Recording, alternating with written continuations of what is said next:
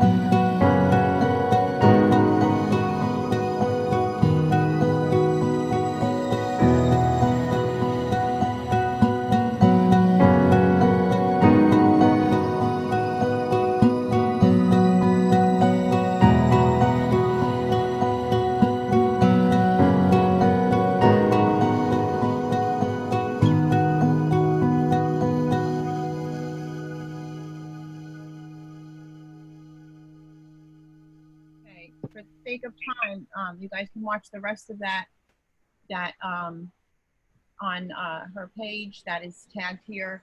But I mean, it is absolutely, you know, barbaric. Once again, you can see that child is absolutely cared for, absolutely loved and adored, and has a rich life. I mean, it's obvious, you know, they say a picture is worth 1,000 words. Well, that's obvious there. So I'm going to go back to mom here now, and we're going to take you up to where we are now. If you can go ahead and tell us what's happening tomorrow, and then we're going to just have the advocates ask you some questions, you know, so we can let the audience know what we need to do here. Tomorrow, Judge Rebecca Hardie of Contra Costa County, she's gonna essentially. I need you to speak up. I'm sorry. Hold on. Let me get this. Judge Rebecca Hardie is likely going to agree with the recommendations of the Bureau, which is to put Yosef up, terminate my parental rights, and put Yosef up for a closed adoption in order to free him, terminate my parental rights in order to free Yosef up for a closed adoption and a future that does not include his mother. The father, he is okay with that, and that's what makes their case all that much more stronger, is that he does not wish to reunify with the child. And in Contra Costa County, they tend to favor fathers, and they tend to be very dismissive of single family homes or single parent homes.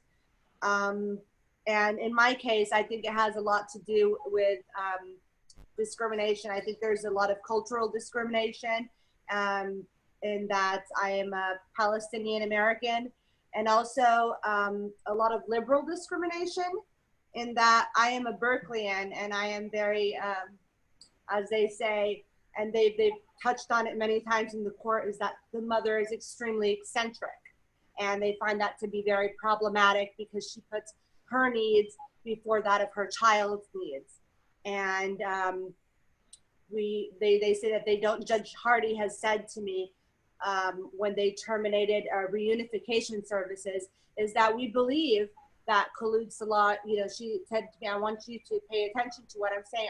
I have no doubt that you have an extreme amount of love for Yosef, but love is not enough, and Yosef deserves more. And whatever that means, I just don't know what exactly.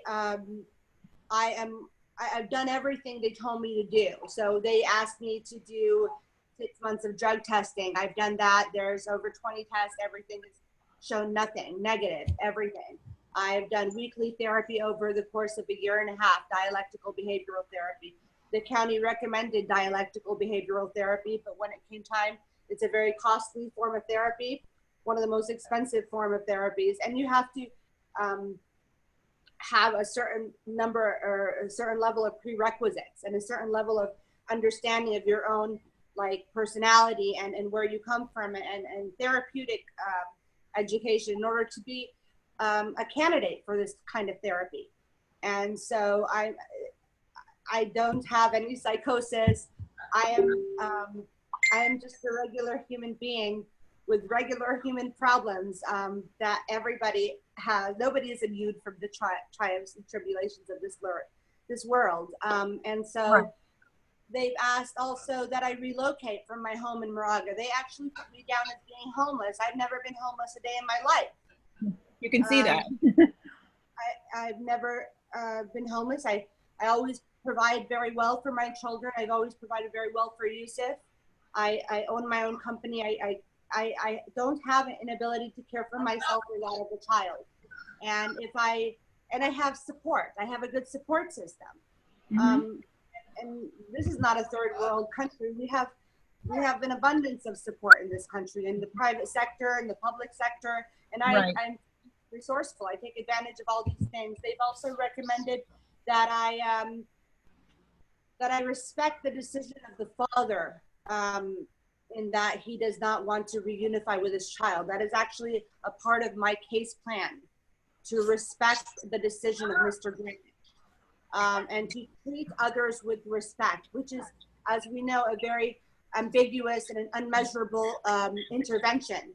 They never made a treatment plan. They've always said that we wanted to err on the side of caution, and because they believe my behavior to be that of an erratic, eccentric woman, that they weren't put at reassurance that I would be able to care for Yosef. I've offered 24-hour monitoring in my home. I've offered to pay for somebody to live with me 24 hours a day that could report to them directly at any given time. They've denied that. Towards the end, I just got so heartstruck over Yosef and broken that I've even offered to have another child for this couple that wants to adopt him so bad, a couple that I know nothing about. I don't know what they want. I'm sure there are other children out there that don't have good homes, I don't know, but why my child? Right, I hear. This is an interview. This is actually an interview that doesn't even need questions asked. Okay, that's how barbaric this is. I mean, Rosie, did you have some questions or?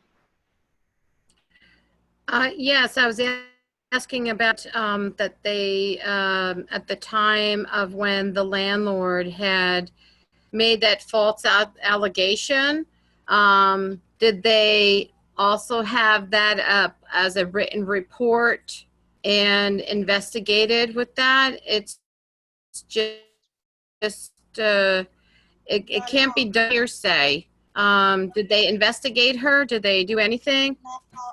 Everything and every element of this case has been based on hearsay.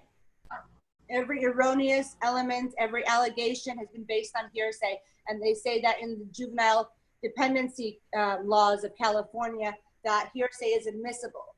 I've been denied testimony of my doctors, professional psychologists. I've been denied testimonies of so many people on my behalf because they say that those people are not expert witnesses and that they don't want to take a testimony from these California certified board doctors.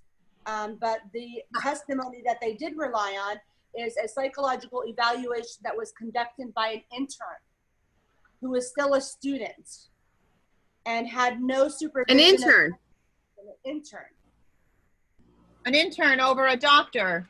An intern over a doctor. But a doctor wasn't an expert witness, but an intern was. But you have to be deemed an expert as you come in. You have to be deemed at that moment an expert as you come in. So you have to have that person's curriculum vitae in the court, okay, so that they can deem them or not at that point in time, which they would deem them an expert, obviously. An intern is in training. They're disqualified because they're in training. They're not even qualified from a human resources perspective because they're not employed and have no degree. They have no certificate. So you can discredit that right there. And also discredit the lady who made the false accusation when your child was in your care and custody. And sounds like the lady who actually was your landlord did a sabotage, vindictive. You know, what scares me and what angers me and what absolutely and utterly blows my mind is that the children that I see being given sole custody to are what falls under our national federal rights, that you would take rights from parents when there's drug abuse, sex abuse, domestic violence, repeat criminal activity, and yet those parents have children. It's absolutely and utterly mind-blowing.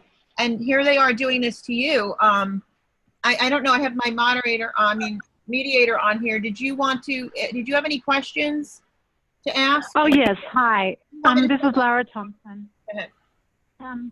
Well, firstly, Collude had talked about that she had done everything to appease the court, and I can say that that's absolutely true. And the reason we know this is true, if you look at the appeal document, the court is suggesting this is the worst thing she did. She went ahead and did parenting classes ahead of being told to. So in fact, she went ahead and did parenting classes to assist her case, and that was frowned upon. You have to see how crazy opposites game playing this is. So the worst thing she did was get a head start on her treatment plan. Wow, that's, you can imagine how terrible that would seem, right? When you're dealing with a breastfeeding baby and the hysterical position that these courts are putting you in, it's so outrageous to suggest that she did the wrong thing by taking a parenting class.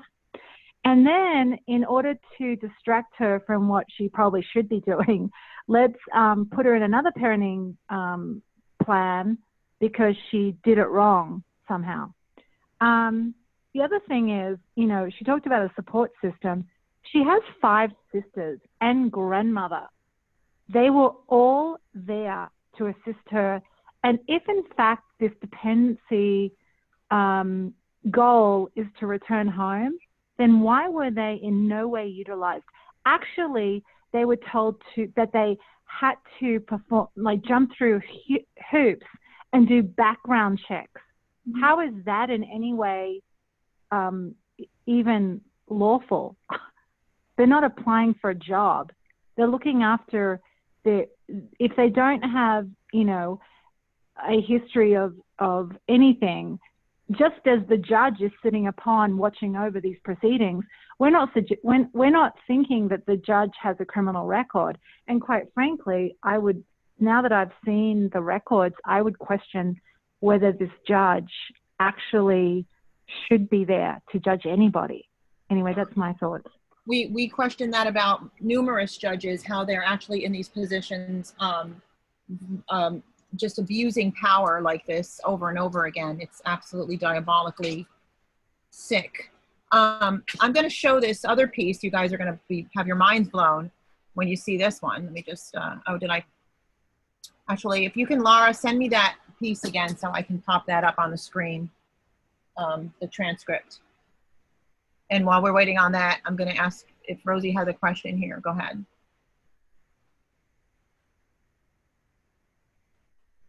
Yes.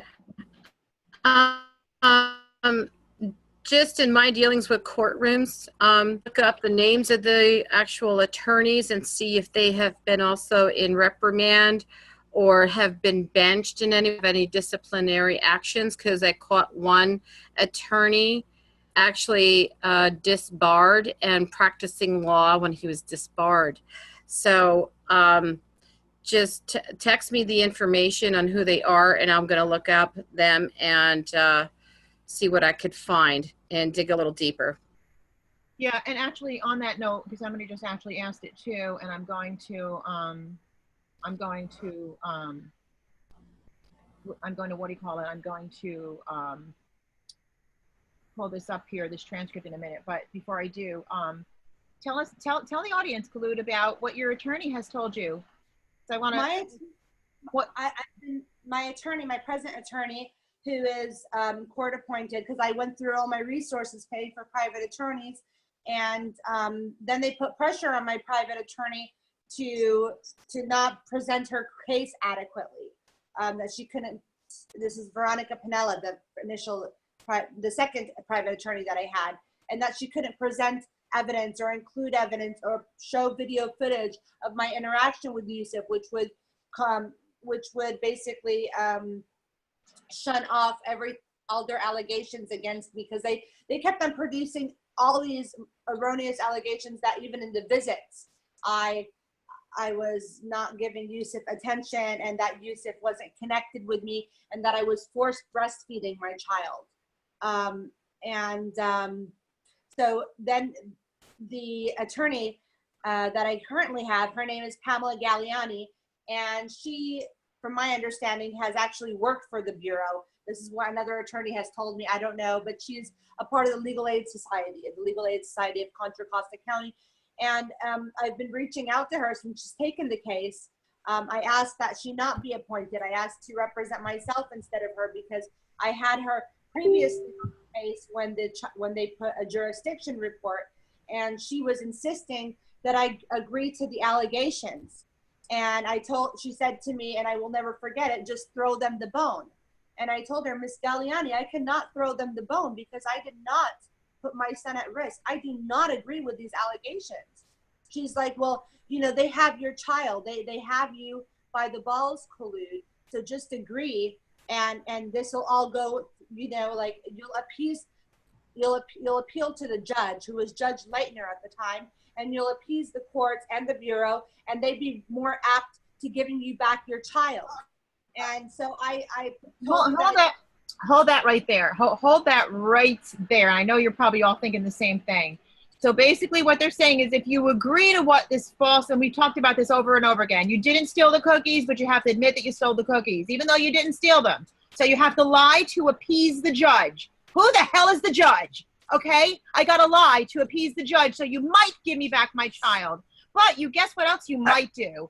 You also might not give me back my child and put this mark on me that I'm a thief. I'm a cookie thief, but I'm not. So what's the point? I don't understand. I thought that judges were supposed to be people that were discerning, people that had a brain in their head, people that had an education. You know, I don't understand that. What's the logic behind there? So that tells me that you didn't do anything wrong. If you can appease the judge, then, and he's going to give you back your child that he's using as collateral or pawn. I mean, that's what that tells me when I look at that on a whole dynamic. So all of a sudden, if you just admit that you did wrong, you've just became this person that they're accusing you of because you admitted it. So now you're all better now. You can have the child back. You're no longer a cookie thief. You admitted it. Give me a break. I didn't want to admit it. And then they did an immediate Marson hearing.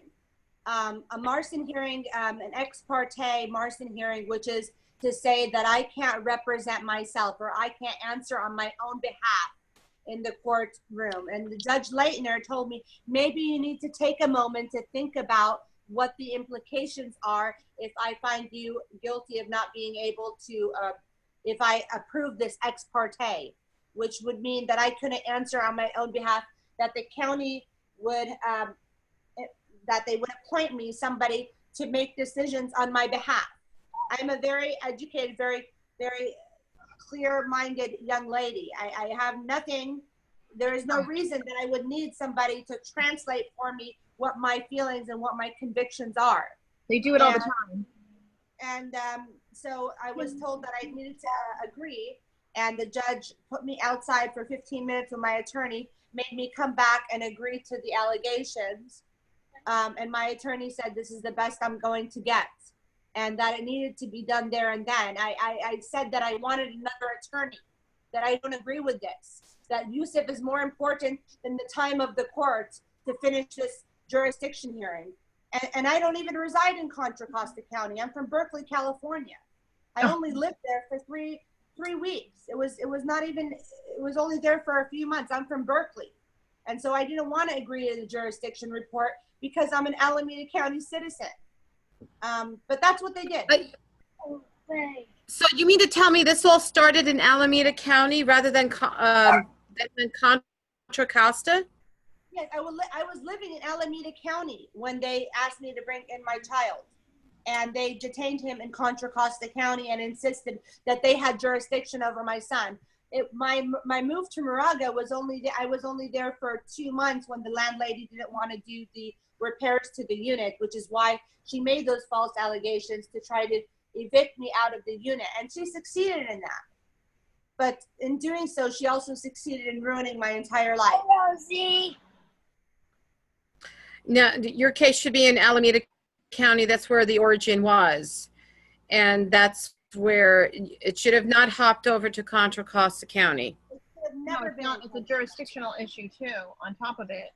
But when you walk in, you actually kind of give them jurisdiction when you do that. When you comply to their ridiculous insanity, you do that. So, all right, let me show this. I'm going to show this now. I want to show my puppy. Just a moment.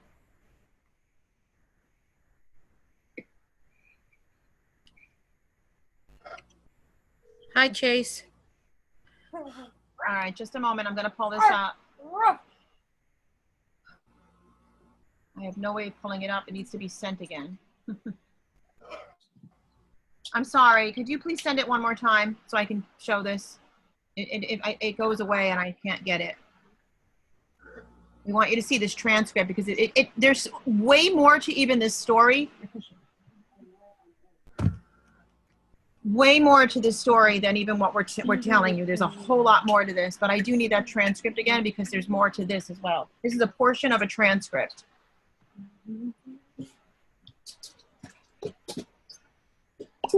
There it comes. Okay, hold on. I'm sorry about that. Okay. Now, this is a portion of the transcript. I'm going to blow it up here. Oh, well, we have a bunch here, don't we? Okay. I'll read them. I'll read them out loud. The court, one time a week, must be supervised at the department. The court, I'm sorry. One time a week must be supervised at the department. And anybody that knows transcripts, the court always means the judge. They never have their names, you know, because they're immune of abusing people. So we don't have to give their name. We call them the court. They're one with the court.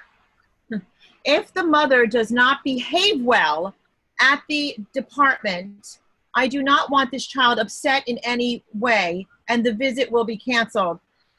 I could do a whole entire 7-hour segment on that alone, okay? Because you see how these children, very clearly, we see children being ripped apart from parents, crying hysterically.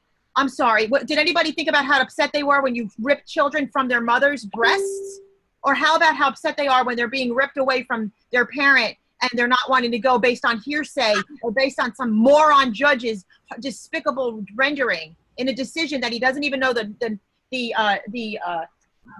whole family unit, and he doesn't know, you know, the dynamics of your family or anything. So it says if the mother doesn't behave well, so they're, you know, going into this mode, all relatives may apply to the social worker for application. The court always wants most of the kids with the family, if it's possible. Really? Tell that to the millions of people that don't see that happening. Anybody see that happening? I place the child with the nicest grandmother. This is a judge writing this, people. This is supposed to be someone with an education. I placed the child with the nicest grandmother, and she ended up having the biggest meth lab. Wait till you hear what that's about. It's not what you think. So the law is they must file applications and have background checks and other concerns. Are you ready? Hold on to your seat because it just gets better. Let's go back to Collude. Tell us about what that meant.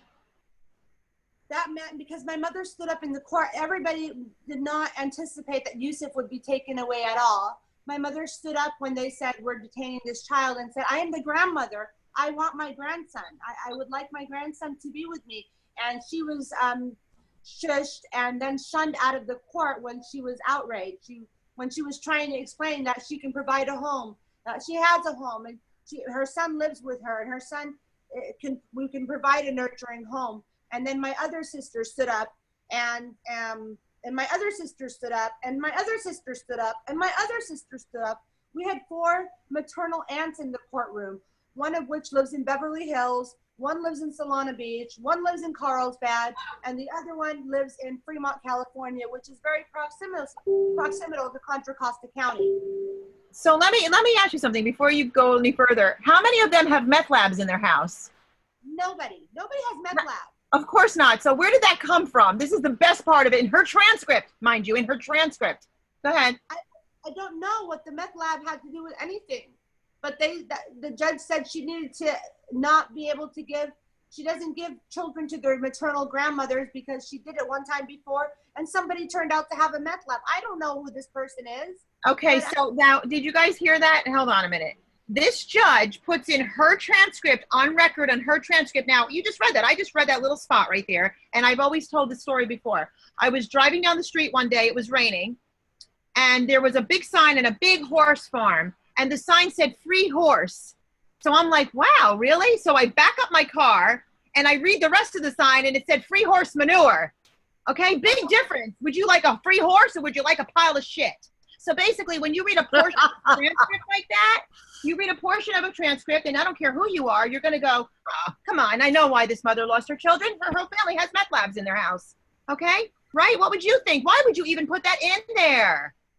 Ay, ay, ay. Go ahead. Because maybe probably she wasn't writing those transcripts If she was typing it herself, which is has to have a court recorder, or the court recorder actually typed that in herself. Well, I don't know. It was absolutely, I'm looking at the grammar and everything that's concerning to me, but. Yeah, that's really a defamation of character, really, especially if your family has been clean record. Well, No, I mean, nobody in my family has a record of anything. We're a very loving family. And they're all very scared of these courts because they're bullies. And so they're afraid of what kind of exposure that might bring to their children or their lives. And it was said on record that none of my family members came up for Yosef. And at this point, it would be too late for anybody, for the Bureau to even consider giving my child to a member of my family, because nobody has stepped up in the past. Nobody has expressed a desire to house my son. And that is erroneous, because who is the one keeping track of these records but the Bureau themselves? yeah, And it doesn't make sense. No, who questions the Bureau? right. Well, I mean, you've seen the one with the blood on the hands. That was actually Rick put that up, that meme. And it's actually about police, but we're calling it's really family court and child predator services. They have their shaking hands and there's blood on their hands, and they're basically saying, you know, well, we investigated ourselves and there's no foul damage here. But meanwhile, they all have blood on their hands as their hands shaking. I have to wrap this up because we have an 8:30 live coming up that you guys want to all get on tonight. It's going to be excellent.